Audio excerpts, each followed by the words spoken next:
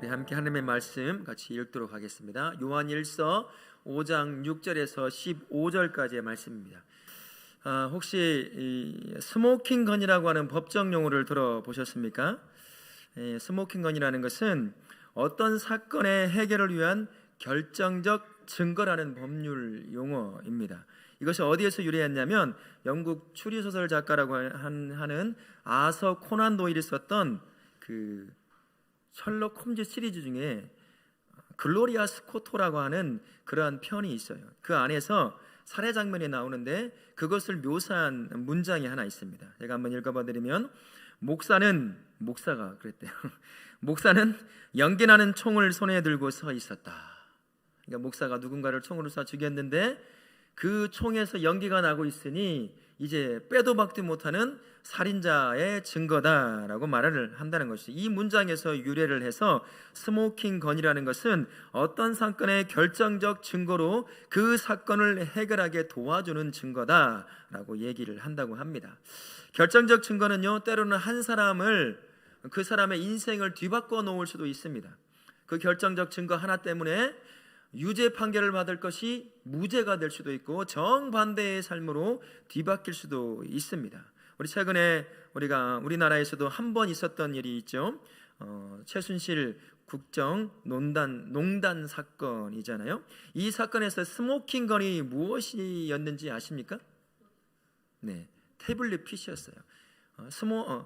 최순실을 가지고 있던 자꾸 이상한 말이 나오네요. 태블릿 PC입니다. 그 안에 청와대에서만 볼 수 있는 문건들이 많이 발견이 되었어요.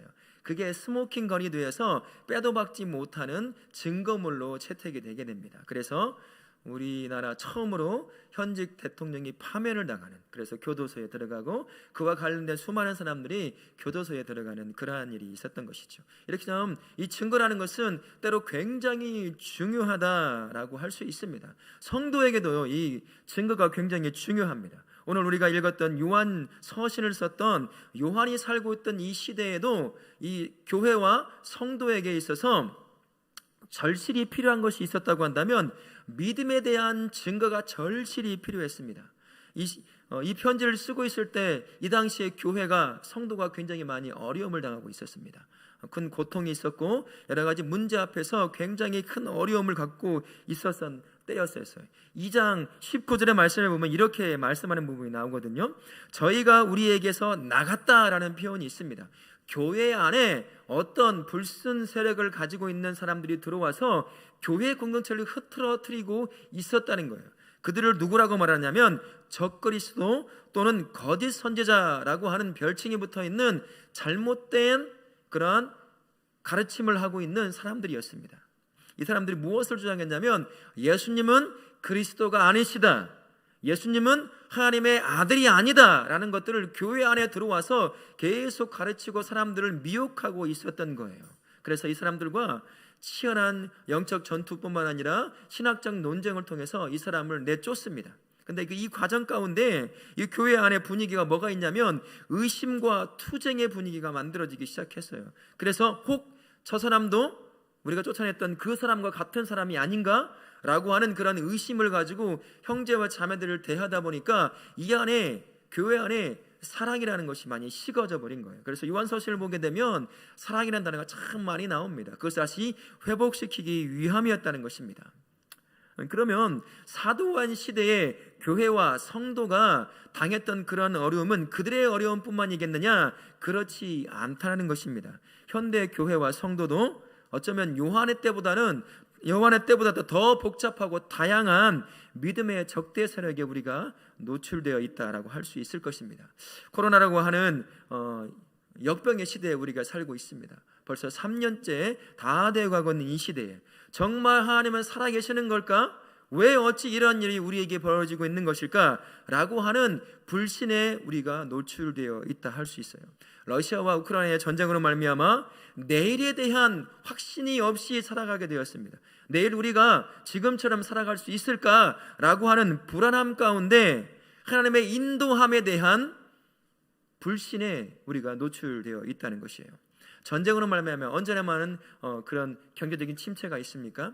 식량난에 아프리카의 많은 어린이들은 굶어 죽어가고 있고, 또한 우리에게는 물가가 올라감으로 말미암아 심지어 우리 안에 심리적인 부담감과 또한 삶의 부담감을 주고 있다는 거예요. 정말 하나님이 우리를 먹이시고 인도하신다고 하는데 정말 하나님 우리를 이런 상황 가운데서 먹이실 수 있는 그러한 분일까? 라고 하는 불신이 우리에게 노출되어 있다는 것이죠. 또한 이단의 득세입니다. 얼마 전 제가 전북대학교 앞줄을 지나서 이제 그 전북은행 본사 쪽을 지나가는 때가 있었습니다. 그쪽에 보니 큰 전광판이 하나가 있어요. 깜짝 놀랐어요.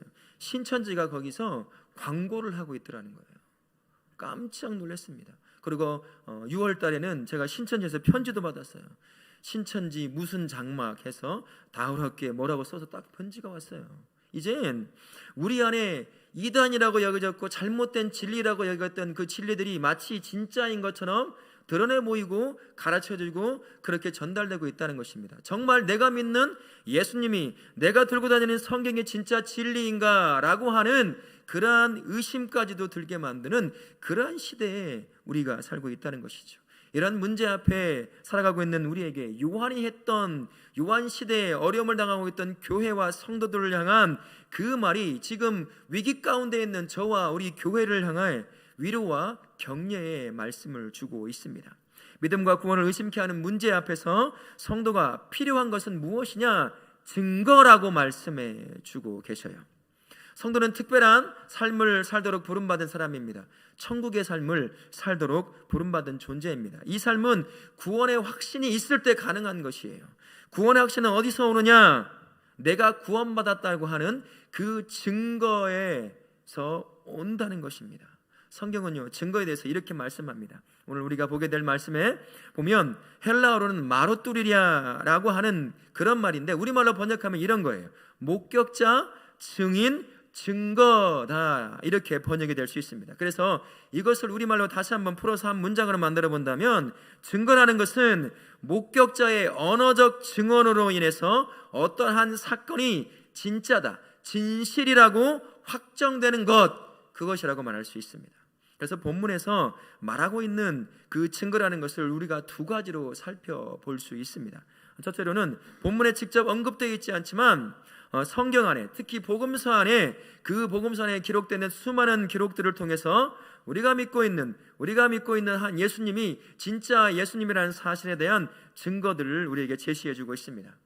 예수님이 활동하셨던 그 시대에 예수님과 동행하면서 그분을 직접 눈으로 목격했던 수많은 제자들이 있었습니다. 12제자를 포함해서 그 외에 많은 사람들이 예수님이 실존 인물이었음에 대한 그러한 증거들이 있습니다.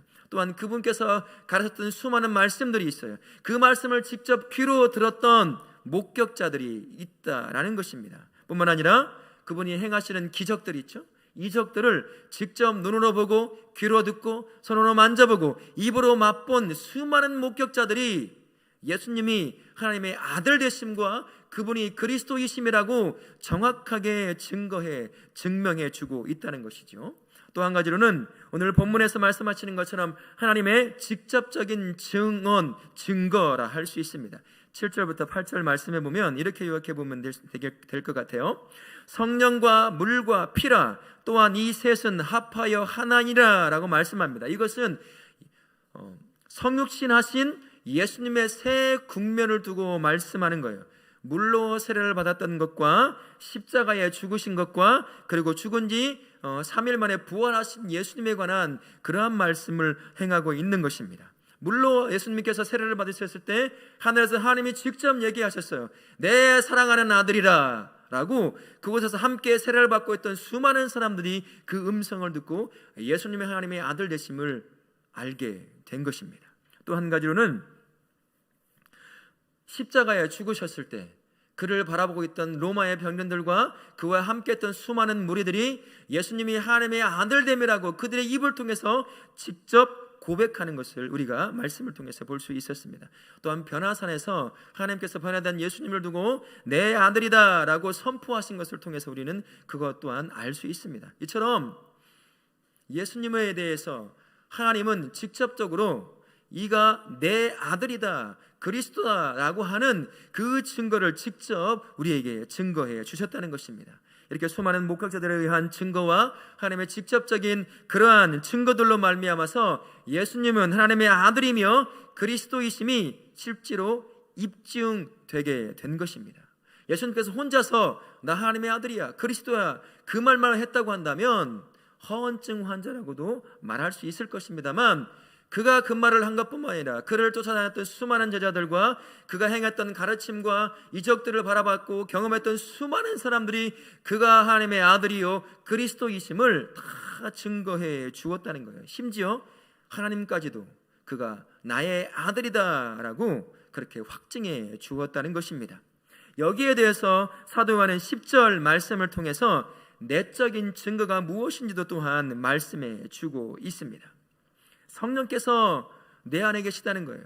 예수를 믿기 시작하면 그때부터 성령이 성도의 내면에 함께 거하기 시작합니다. 그 성령께서 예수님께서 하나님의 아들 되심을 증거해 주시기에 내가 어떻게 머리로는 이해할 수 없지만 확신하게 되게 된다는 것이에요. 성령 하나님께서 예수님께 가르쳤던 그 말씀과 그분이 행하셨던 놀라운 기적들이 진짜임과 사실임과 진실이라는 사실을 이 안에서 성령 하나님이 믿게 하신다는 거예요. 그것이 진실이었다는 것을 믿게 하신다는 것입니다. 이 수많은 증거들이 예수님이 하나님의 아들 되심에 대해서 누구도 부인할 수 없음을 말해주고 있는 것입니다. 그래서 사도 요한은 이렇게 10절 중반절쯤에서 이렇게 말씀합니다. 이 증거들에도 불구하고 믿지 않는다고 한다면 하나님을 거짓말하는 자로 만드는 것이다 라고 얘기를 합니다.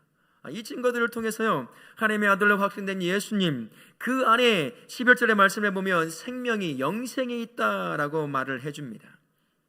그래서 결국 이 증거들을 통해 하나님의 아들로 확증된 예수님이 자기 내면에 있는 사람들은 영생이 있는 것이고 생명이 있는 것이다 라고 우리에게 말씀해 주고 있는 것이죠. 우리 예수님이 여러분 성도님 안에 계십니까? 예수님과 동행하는 삶 살고 계십니까? 그렇다면 생명이요 영생이신 예수님 안에 계시기에 예수님으로 말미암아 확실한 구원 가운데 우리가 놓여 있는 거예요. 이에 대해서 환경이 어떻든 그것이 나를 어떻게 흔들어대든 나를 어떻게 짓누르든 우리가 걱정할 필요가 없다는 거예요. 예수님은 증거로 확실히 증명된 분이십니다. 그분이 지금 내 안에 계시는 거예요. 누구도 흔들 수 없다는 것입니다. 생명이신 예수님에 대한 외적인 증거, 그리고 하나님의 직접적인 증거와 내 안에서 일어나는 성령께서 확증케 하시는 그 증거 위에 나의 구원이 세워져 있으니 이제는 확신 가운데 그 구원을 살면 된다는 거예요. 내가 속해 있는 환경이 어떤 환경으로 나를 짓누르건 어떻게 위협하건 상관이 없다는 것입니다. 모든 것에 증명된 그 예수님, 하나님의 아들됨으로 증명된 그 그리스도로 증명된 그 예수가 내 안에 계시니 내 구원은 상황과 상관없이, 환경과 상관없이 흔들리지 않는 토대 가운데 놓여 있게 된 것입니다. 우리 모든 성도님들, 증명된 그분 예수 그리스도가 내 안에 생명으로 계시니 내가 지금 어떤 상황 가운데서도 나는 구원을 누릴 수 있음을 믿습니다. 그렇게 흔들리지 않기를 바랍니다. 무죄를 확정해 줄 수 있는 결정적 증거라고 할 수 있을 이 스모킹 건으로 인해서 무죄가 확정이 되면 그 사람은 어떻게 될까요? 자유함을 누리기 시작하는 거예요. 그죠? 지금까지는 그 증거가 없어서 내가 뒤집어 써서 죄인처럼 살았지만 이제는 그 스모킹 건으로 말미암아 내가 자유함을 누리게 되는 거예요. 근데 여기 하나 더 따라오게 됩니다. 제가 알고 있는 상식에 있어서 누군가가 나를 고소해서 막 법정 싸움을 싸워요. 그래서 막 어려움 가운데 있습니다. 그럴 때 결정적 증거인 스모킹 건 때문에 내가 무죄함이 판결이 딱 됐을 때 나를 고소했던 그 사람이 모든 변호사비부터 해서 모든 것을 물어주는 걸로 제가 알고 있어요. 맞나요? 맞죠? 그렇게 되는 거예요. 이런 보상이 주어지게 되는 거예요. 무죄함에 자유함을 누릴 뿐만 아니라 그 고통 가운데 있었던 모든 것들에 대해서 또 다른 보상을 누리게 된다는 겁니다. 이런 것처럼 이런 위기에 살아가는 그리스도인들에게 예수님이 그리스도 되심과 그분이 하나님의 아들됨에 대한 이런 확고한 증거는 성도가 당연히 누렸어야 할 보상을 누리게 만들어 준다는 거예요. 성도가 받는 보상이 어떤 것이냐? 변화된 신분을 가진 자임을 다시 깨닫게 된다는 것입니다. 상황에 눌려서 내가 구원받았는지, 내가 잘 살고 있는지, 내가 하나님께 나아가는 그러한 사람인지 수많은 의심과 그런 것들에 노출되어 있어서 내가 잊어버리지 말아야 할 나의 변화된 그 신분을 잃어버리고 있는데, 이 증거로 말미암아 다시 내가 어떻게 변화되었는지를 다시 깨닫게 된 보상을 누릴 수 있게 된다는 것입니다. 이 변화된 신분에 대해서 성경은 이렇게 말씀합니다. 갈라디아서 3장 26절의 말씀에 보게 되면 너희가 다 믿음으로 말미암아 그리스도 예수 안에서 하나님의 아들이 되었으니 라고 말씀합니다. 또한 요한복음 1장 12절에서는 이렇게 말씀하셔요. 하나님의 자녀가 되는 권세를 주셨다라고 말씀합니다. 환경으로 인해 잊고 살았던 나의 변화된 그 신분, 바로 자녀됨의 그 신분, 하나님의 자녀됨의 그 신분이 보상처럼 다시 내 안에 확고하게 굳어지게 된다는 것이에요. 깨닫게 되는 것이고 다시 변화된 그 자녀의 신분의 삶으로 회복되어져 가게 된다는 것입니다. 자녀됨의 권세라고 말씀했어요. 요한복음 1장 12절의 말씀에 보면 이 권세를 어떻게 변혁을 다시 한번 해볼까라고 생각해 보면 자녀의 됨의 힘과 능력과 권위다라고 이렇게 말을 번역을 해볼 수 있을 것입니다. 그렇다면 하나님의 자녀됨의 권세는 무엇일까? 하나님을 아빠, 아버지라 부를 수 있게 되었다는 것입니다. 갈라디아서 4장 6절 말씀에 이렇게 말씀하셔요. 너희가 아들임으로 하나님의 그 아들의 영을 우리 마음 가운데 보내사 아빠, 아버지라 부르게 하셨느니라 라고 말씀합니다. 또한 로마서 8장 15절에서 똑같은 말씀하셔요. 양자의 영을 받았으므로 아빠, 아버지라 부르짖느니라. 우리가 하나님을 아빠, 아버지라고 부르게 된 것이에요. 사실 예수 그리스도가 없는 인생은 절대로 하나님을 아빠, 아버지라 부를 수 없었습니다. 아니, 하나님을 찾을 수도 없었어요. 하나님 앞에 가까이 나아갈 수도 없었습니다. 왜일까요? 우리는 죄인이었기 때문이에요. 예배소서 2장 3절 말씀에 이렇게 말씀합니다. 본질상 진노의 자녀일 뿐이었다라고 말씀합니다. 그리고 2장 1절과 5절에서는 이렇게 말씀하세요. 허물과 죄로 인하여 죽은 자로 영원한 죽음을 맛보는 자였다. 예수가 없는 그 인생은 무엇이었냐? 본질상 진노의 자녀일 뿐이었고 허물과 죄로 인하여 죽은 자로 죽음만 맛보며 사는 그러한 존재일 뿐이었다라고 말씀하는 것입니다. 하지만 생명이신 그분이 내 안에 계시면 이제 당당하게 하나님 앞에 나가서 하나님은 나의 아빠요, 나의 아버지 되십니다 라고 외칠 수 있게 되었다는 것입니다. 믿으십니까? 아멘. 이것이 바로 예수님이 그리스도이심과 하나님의 아들됨이 증거를 통해서 다시 기억되고 확증되어야 하는 변화된 신분인 하나님의 자녀됨의 모습이라 할 수 있는 겁니다. 또한 자녀됨의 권세가 주는 성도에게 주는 것이 있어요. 그것은 무엇이냐? 담력이라고 하는 것입니다. 히브리서 10장 19절의 말씀에 보면 성소에 들어갈 담력을 얻었나니 라는 말씀이 있습니다. 예수가 오시기 전에 이 땅에서는 하나님 앞에 담대히 나아갈 수 있는 사람이 아무도 없었습니다. 예수께서 십자가를 탁 치심으로 말미암아 지성소와 성소를 갈라놓고 있던 그 휘장이 위에서부터 아래로 쫙 찢어지게 됩니다. 그러므로 말미암아 이제는 그 어떤 것도 하나님의 자녀가 주님 앞에 나아가는 그 걸음을 막을 수 있는 건 단 하나도 없게 된 것이에요. 구약시대는요 하나님 앞에 마음대로 나아갈 수 없었습니다. 하나님 앞에 마음대로 나갈 수 있는 담력을 가진 그러한 피조물이 아무도 없었다는 거예요. 모두가 죄인이었기 때문에 성소에 들어가는 것조차도 불가능한 상태였습니다. 왜일까요? 가면 죽게 되기 때문이었습니다. 대제사장조차도 1년에 한 번씩 지성소에 들어갈 때 죽음을 각오하고 들어가야 됐습니다. 그 정도로 구약시대에는 하나님을 만날 수 있는 길이 거의 없었다라고 할 수 있는 것입니다. 하지만 진정한 성소 되시는 예수님이 십자가에서 지성소를 가로막고 있던 휘장을 쫙 찢음으로 말미암아 이제 하나님 앞에 나아가는 길을 막고 있는 모든 것들을 다 해소해 버리신 것입니다.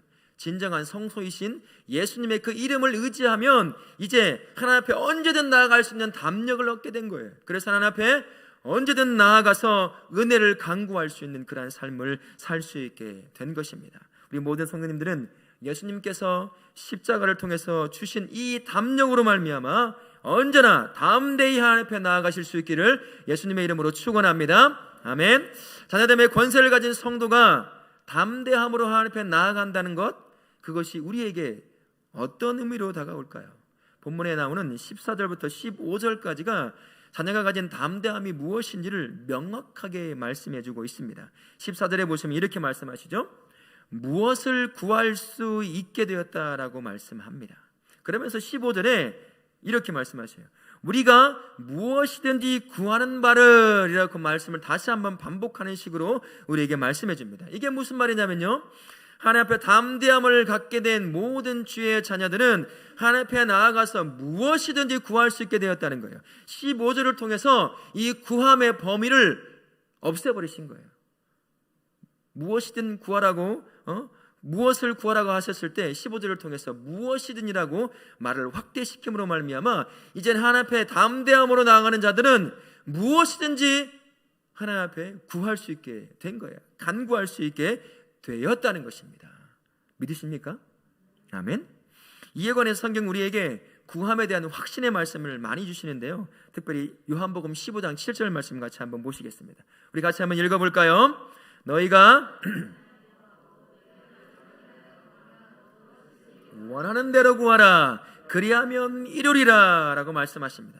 또 16장 24절 말씀에 보게 되면 구하라 그리하면 받으리라 라는 말씀도 있습니다. 이제 예수 안에서 담대함으로 하나님께 나아가 무엇이든지 우리는 구할 수 있는 그러한 신분의 자녀가 되었습니다. 담대함으로 무엇이든지 구하실 수 있기 바랍니다. 아멘. 그런데요, 하나님은 담대함으로 구하는 것에 대한 그 확신을 이 정도로 마무리하고 계시지 않습니다. 15장 하반절이나 14장 하반절과 15절 하반절을 보게 되면 이렇게 말씀하셔요. 14절 보게 되시면 무엇을 구하면 들으심이라 라고 말씀하십니다. 그러면서 15절을 통해서 이렇게 말씀하시죠. 구한 바를 들으신 줄 안즉 구한 그것을 얻은 줄 또한 아느리라 라고 말씀을 하십니다. 하나님께 담대함으로 나와 구하는 것에 하나님께서 응답하시겠다는 거예요. 너 구하기만 해 라고 말씀하시는 것이 아니라 내가 그 소리를 듣고 그 마음을 알고 내가 응답해 주겠다라고 말씀하시는 것입니다. 예수님을 믿는 믿음을 가지고 담대히 나와 간구하면 하나님이 들으시고 들으신 것에 대해서 그대로 응답해 주시겠다라고 말씀하시는 거예요. 그러면서 믿음을 가지고 구한 것은 이미 얻은 것이기에 이제 기다리면 된다라고 말씀하시는 것 같은 것입니다. 믿음의 간구는요, 막연한 기대가 아닙니다. 확실한 들으심에 기초하고 있습니다. 그리고 이미 받음에 대한 간구가 의미가 그 안에 담겨져 있는 거예요. 자녀됨의 권세인 담대함으로 하나님 앞에 나가서 언제든 무엇이든 구하는 성도 되실 수 있기를 예수님의 이름으로 축원합니다. 아멘. 하나님은 우리가 구할 때마다, 요구할 때마다 들으시고 구한 것을 얻은 것으로 알라라고 우리에게 말씀해 주셔서 더 큰 확신 가운데 놓이게 한다는 것입니다. 그러니 언제든 하나님 앞에 담대히 나아가서 내가 이걸 구하면 될 수 있을까? 이것을 구할 수 있는 것일까? 라고 의심할 필요가 없다는 거예요. 내 안에 예수 그리스도가 계시면 하나님의 자녀됨의 신분이 되는 것입니다. 그러면 이제 담력을 얻어서 하나님 앞에 나아가서 무엇이든지 구할 수 있다는 거예요. 이 마음을 가지고, 이 믿음을 가지고 하나님 앞에 담대히 나아가셔 구하실 수 있는 성도가 되실 수 있기를 바랍니다. 아멘. 그런데요, 자녀가 되어서 담대함으로 하나님 앞에 나아가 구하지만 구함에 대한 응답이 그렇게 많지가 않아요. 그렇죠? 그 응답하심에 내가 경험함이 참 너무 적다라고 할 수 있습니다. 왜 응답에 대한 경험이 이렇게 적을까? 왜 내 기도에 대해서 하나님은 응답이 이렇게 늦춰지는 것 같고 응답을 하지 않는 것 같은가? 그런 생각이 드실 때가 참 많이 있을 거예요. 이유는 단 한 가지입니다. 14절에서 그 이유를 말씀해 주고 있어요. 같이 14절 같이 한번 읽어볼까요? 그를 향하여 우리가 가진 바 담대함은 이것이니 그의 뜻대로 무엇을 구하면 들으심이라. 그의 뜻대로 구하지 않았기 때문에 응답을 누리지 못하는 거예요. 그의 뜻이 아니라 내 안에 있는 뜻, 내 욕심, 내 욕망, 더 이상 필요 없는데 더 갖고 싶어서 계속해서 요구하는 그것 때문에 응답을 경험하지 못하는 거예요. 이를 두고 야고보서 4장 3절에서는 이렇게 말씀합니다. 구하여도 받지 못하면 정욕으로 쓰려고 잘못 구하기 때문이라 라고 말씀합니다. 우리 타오라교회 모든 성도님들은 내 안에 있는 욕심과 욕망으로 구하지 않기를 바랍니다. 하나님의 뜻을, 그분의 뜻을 쫓아서 무엇이든 구하실 수 있는 그러한 성도님 되실 수 있기 바랍니다. 그러면요, 하나님이 들으셨다고 했어요. 그리고 이미 준 것으로 믿어라 라고 우리에게 확신을 주신다고 말씀하셨습니다. 그러면 그의 뜻대로 구하라고 하셨어요. 그의 뜻이 누구의 뜻이죠? 하나님 아버지의 뜻입니다. 하나님의 뜻은 성경에 가득 채워져 있어요. 성경 안에 하나님의 뜻이 차곡차곡 채워져 있다는 것입니다. 그래서 하나님의 뜻대로 간구한다, 기도한다는 것은 하나님의 약속의 말씀을 붙잡고 기도하는 것과 같다라고 말씀드릴 수 있습니다. 이 하나님의 약속의 말씀을 붙잡고 간구할 때 더 큰 확신과 담대함으로 하나님 앞에 간구하며 나아갈 수가 있어요. 왜 그럴까요? 하나님은 약속하시고 그 약속을 지키시는 신실하신 하나님이에요. 이 약속의 말씀을 붙잡고 간구하며 나아가는데 우리 하나님 주신 그 약속의 말씀을 나 몰라, 내가 한 얘기 아니야 라고 말씀하지 않는다는 거예요. 하신 그 약속을 신실하시기에 이루신다는 것입니다. 그러니 그 약속의 말씀을 붙잡고 나아가야 한다는 것이에요. 그래서 신명기 7장 9절에서 이렇게 하나님을 얘기합니다. 여호와는 하나님이시요 신실하신 하나님이시라. 천대까지 그의 언약을 이행하시며 인애를 베푸시되라고 말씀하십니다.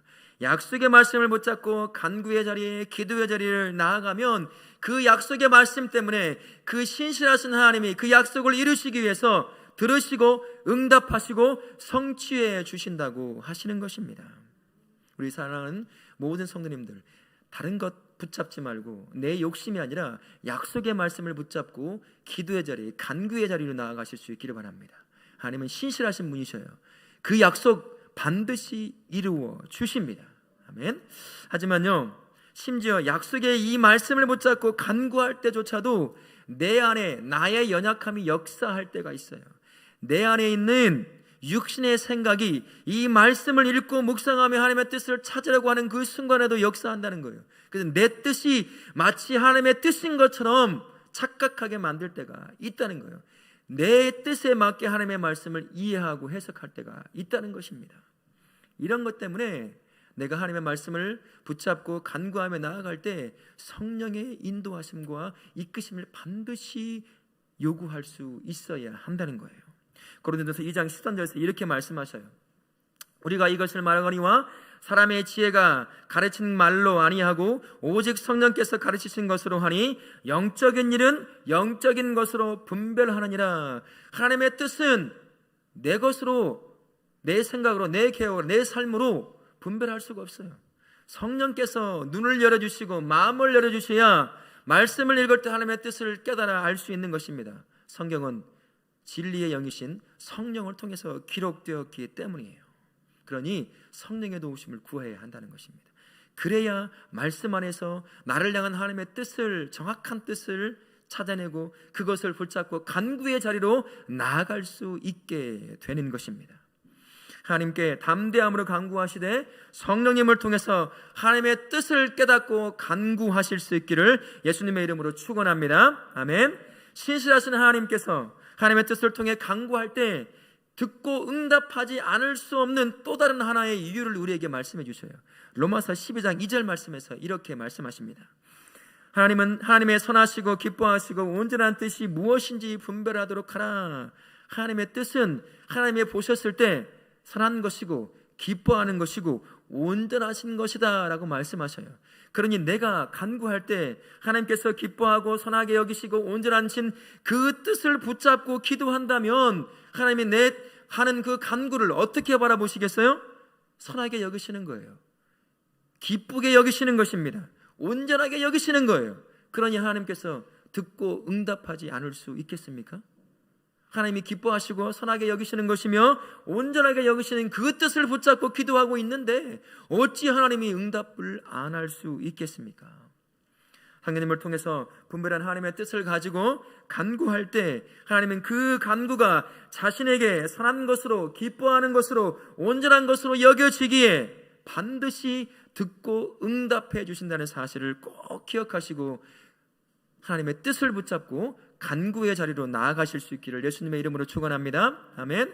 우리 모든 성도님들은 선하시고 기뻐하시고 온전하게 여기시는 하나님의 그 뜻을 두고 간구하시되 항상 내 뜻이 아니라 성령을 통해서 하나님의 뜻을 바르게 분별하는 그러한 삶을 살 수 있도록 성령의 인도하심을 항상 구하실 수 있기를 바랍니다. 아멘.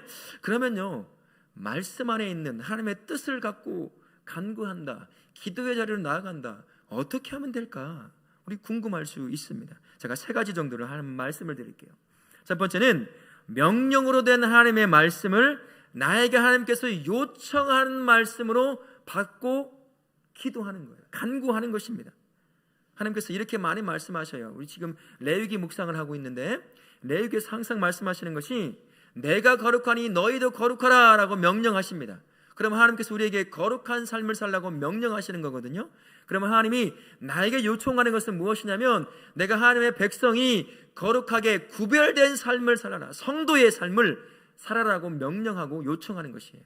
그렇다면 하나님, 내가 주께서 말씀하시길 거룩한 자로 살려고 하셨는데 내 살 능력이 없습니다. 살 수 있는 능력을 주십시오 라고 간구하며 나아가면 되는 것입니다. 또 한 가지로는 말씀 가운데 발견되는 기도의 제목들이 참 많이 있어요. 신약의 선지자들이 기도했던 많은 기도문들이 있고 신약의 구약의 선지자들이 기도했던 많은 기도의 제목들이 있고 신약의 예수님을 포함해서 12제자들이 했던 수많은 기도의 그런 문장들이 있습니다. 그 기도들을 내 기도로 갖고 간구하라는 것입니다. 느헤미야에서 여러분은 아시죠? 느헤미야는 자기의 나라가 멸망했을 때 그 멸망이 죄 때문이라는 사실을 분명히 깨닫고 있었습니다. 그래서 그 조상들의 죄, 나라의 죄를 자신의 마음에 품고 그 기도를 해요. 금식하면서 우리를 용서해달라고 마치 그렇게 기도하는 거예요. 성경에 나와 있는 수많은 기도들을 내 기도를 싹 잡아서 기도하는 거예요. 이 느헤미야가 나라를 두고 기도했던 것처럼 우리가 그 기도를 가지고 기도한다면 하나님, 이 땅과 이 민족이 얼마나 큰 죄악 가운데 있습니까? 이 어려움과 아픔은 그 죄악으로 말미암아 스스로 판 무덤에 빠진 것과 같은 것입니다. 주님, 용서하여 주옵소서라고 기도한다면 그 기도가 바로 하나님의 뜻을 가지고 기도하는 것이라고 할 수 있는 것입니다. 마지막 하나 더 말씀을 드린다면 말씀 가운데 발견되는 약속의 말씀들이 참 많이 있어요. 이 자체가 약속의 말씀입니다. 정말 많은 약속들이 있어요. 하나님이 나에게 주시는 그런 수많은 약속들이 있다는 것입니다. 그 약속들을 붙잡고 그대로 하나님께 가지고 와서 간구하는 거예요. 이런 것이 있어요. 너의 행사를 나에게 맡기라, 내가 이루리라. 하나님께서 이렇게 약속하셨다고 한다면 내 인생을 하나님께 맡기는 거죠. 하나님, 내 자식, 내 남편, 내 아내, 내 부모, 나의 삶, 나의 직장, 나의 사업장을 이제 주님께 내어 맡깁니다. 주님이 지키시고 인도하시고 성취하시고 이끌어 주십시오 라고 기도하면 된다는 거예요. 어려운 것도 아니에요. 우리 사랑하는 모든 성도님들, 하나님께서 정말 듣고 응답하지 않을 수 없는 기도는, 간구는 무엇이냐? 바로 자신의 뜻을 쫓아서 간구하는 것. 반드시 들으시고 응답하시겠다고 말씀하십니다. 그 뜻을 깨달으시고 언제나 하나님께 주시는 그 뜻을 붙잡고 간구의 자리로 나아가실 수 있기를 바랍니다. 아멘. 하나님의 뜻을 가지고 간구할 때 또 다른 것이 있는데 하나님을 영화롭게 하는 그런 복된 삶을 살 수 있다는 거예요. 내 욕심이 아니라 하나님이 정말 기뻐하시고 인정하시고 선하다고 여기시는 그 뜻을 가지고 하나님의 자리에 간구하러 나아가니 하나님께서 받으시기에 합당한 그런 영화로움을 그 앞에 드릴 수 있는 인생을 살 수 있게 된다는 것입니다. 그러니 우리 성도는 하나님께 나아갈 때마다 하나님의 뜻을 붙잡고 다음으로 하나님께 나아가 간구하실 수 있기를 바랍니다. 아멘. 하나님을 영원롭게 할 뿐만 아니라 그 삶은 응답을 누릴 수 있는 복된 삶이 될 수 있습니다. 우리 성도님들은 담대히 하나님 앞에 나아가실 때 반드시 하나님의 뜻인 말씀을 붙잡고 나아가 간구하실 수 있기를 예수님의 이름으로 축원합니다. 아멘. 1882년에 빈센트 반 고흐라고 하는 화가가 석판 하나를 처음으로 내놓았습니다. 사진에 보시는 것처럼 한 노인이 깊은 고뇌 가운데 빠져 있어요. 이 그림만 본다고 한다면 참 절망과 아픔과 모든 것이 다 포기된 인생, 그런 인생으로 여겨질 수 있습니다. 근데 제목을 한번 들어보세요. 영원의 문에서라는 제목입니다. 빈센트 반 고흐가 믿음이 흔들렸던 건 사실입니다만 그의 인생에 이 그림을 그리면서 이 안에 자신의 믿음을 넣었던 것이에요. 가장 슬프고 고통스러운 순간에도 변함없이 하나님과 영원한 존재를 믿고 있다는 사실을 이 그림을 통해서 표현한 게 된 것입니다. 반 고흐의 그림처럼, 그림에 나오는 노인처럼 우리는 지금 깊은 고뇌에 빠질 수 있어요. 내가 잘 살아갈 수 있을까?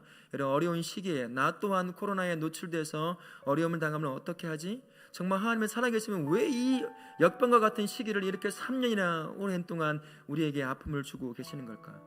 갑자기 또 러시아와 우크라이나 전쟁을 통해서 경제적으로 이런 많은 어려움을 나에게 주는 걸까? 수많은 이단들이 이것이 진짜 진리다라고 외치게 만들어서 주의 말씀을 믿고 살아가는 이 삶이 왜 이렇게 어렵게 우리에게 만들어가고 있는 것일까? 이런 상황들이 우리로 하여금 근본적인 질문을 만들 때가 있어요. 하나님, 정말 살아계시기나 하는 걸까요? 정말 살아계십니까? 왜 이런 일이 수없이 일어나는 것일까요? 진짜 무엇이 진리인가요? 많은 사람들이 이단이라고 여겼던 그것이 진리인 것처럼 수많은 사람들이 거기에 넘어가는 것을 보게 됩니다. 진짜 진리가 무엇입니까? 라고 하는 우리 안에 근본적인 질문을 하게 되는 그러한 시기에 우리가 살고 있다는 겁니다. 그럼에도 불구하고요, 성도는 당당히 구원을 살아낼 수 있습니다. 왜일까요? 우리의 구원의 그 토대가 되시는 예수님이 이미 증거를 통해서 확증되었기 때문이에요. 수많은 목격자들을 통해서 예수님은 그저 사람이 아니라 진짜 하나님의 아들이시요 그리스도라는 사실이 증거가 되었고 확증이 되었습니다. 전능하신 하나님이 이 아들은 나의 아들이라 라고 확증해 주셨어요. 또한 내 안에 계시는 성령께서 그 예수님이 그저 옛날에 있었던 좋은 사람으로 지나는 것이 아니라 진짜 하나님의 아들이시요 그리스도라는 사실을 내 안에서 확증해 주는 이런 모든 것들이 나로 하여금 어느 상황에 놓여 있든 간에 흔들림 없이 구원을 살 수 있도록 해준다는 것입니다. 이 한 주간 우리의 구원이 확실한 증거 가운데 놓여 있다는 사실을 믿으시고 그 증거가 주는 담대함으로 하나님의 뜻을 따라 아버지 되시는 하나님께 은혜를 간구하는 그런 구원의 삶을 마음껏 누리실 수 있기를 예수님의 이름으로 축원합니다. 아멘.